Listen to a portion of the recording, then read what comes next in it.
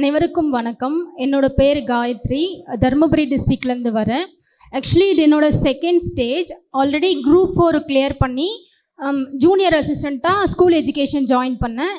அப்போது அச்சுவஸ் மீட்டில் என்னால் பார்ட்டிசிபேட் பண்ண முடியல. அது ஒரு குறையாகவே இருந்தது.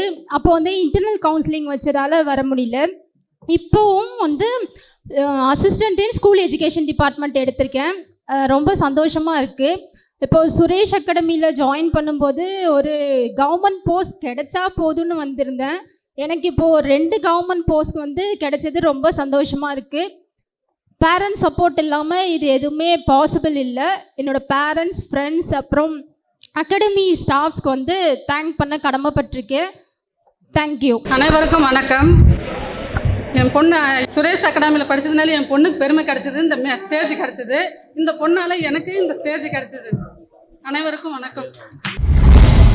சுரேஷ் IAS அகாடமி, வெற்றியின் முகவர்.